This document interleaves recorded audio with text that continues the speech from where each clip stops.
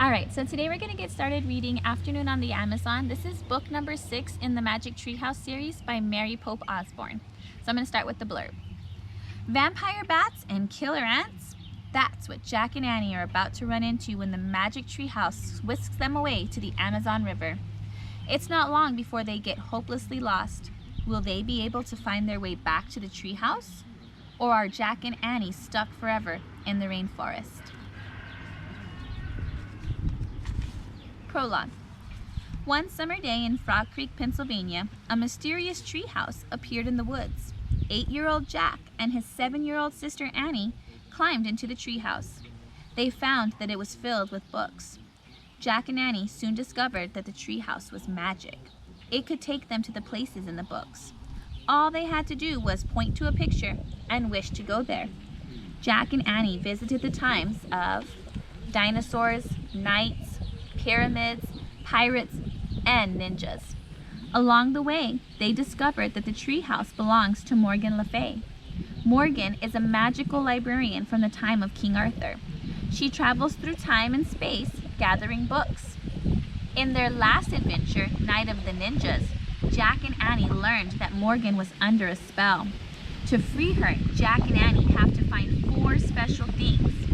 In old Japan, they found the first thing, a moonstone. Now Jack and Annie are about to set out in search of the second thing, an afternoon on the Amazon. Chapter 1. Where's Peanut? Hurry, Jack! Shouted Annie. Annie ran into the Frog Creek woods. Jack followed her. It's still here, Annie called. Jack caught up with Annie. She stood beside a tall oak tree. Jack looked up. The magic treehouse was shining in the afternoon sunlight. We're coming, Peanut! Annie called. She grabbed the rope ladder and started up. Jack followed. They climbed and climbed. Finally, they climbed into the treehouse.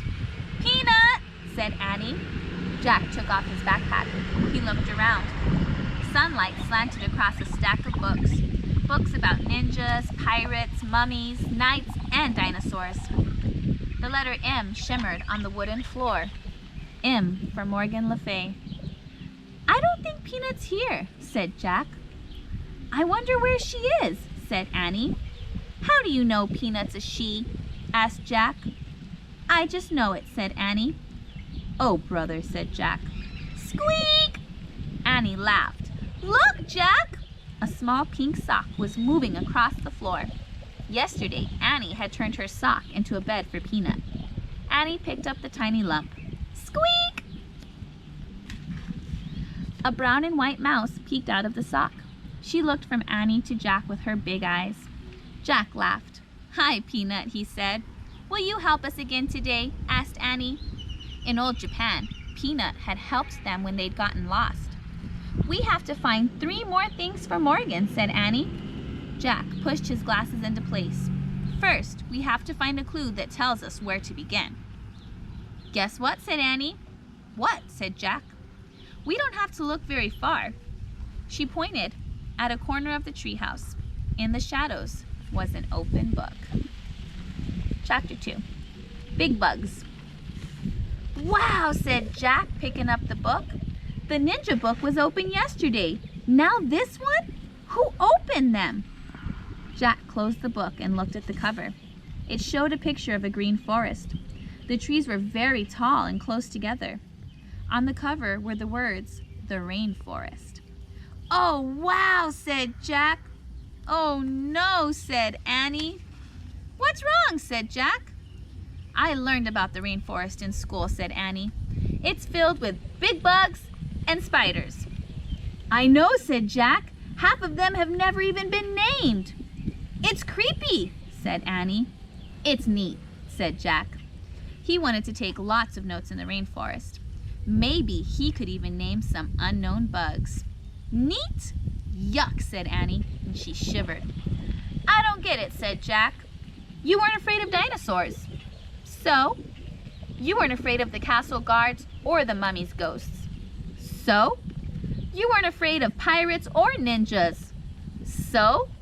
You're not afraid of really scary things, but you're afraid of a little bug and spider? That doesn't make sense. So? Jack sighed. Listen, he said, we have to go there to help Morgan. That's why the book was left open. I know that, said Annie, frowning. Plus, the rainforests are being cut down, said Jack. Don't you want to see one before it's too late? Annie took a deep breath and slowly nodded. Okay then, let's go, said Jack. He opened the book again. He pointed to a picture that showed blue sky, green leaves, and bright flowers. I wish we could go there, he said. The wind began to blow. Squeak! Stay here, Peanut, said Annie as she put the mouse in her pocket. The wind picked up. The treehouse started to spin. Jack squeezed his eyes shut. The wind was whistling now. The treehouse was spinning faster and faster. Then everything was still. Absolutely still. Wild sounds broke the silence. Scream!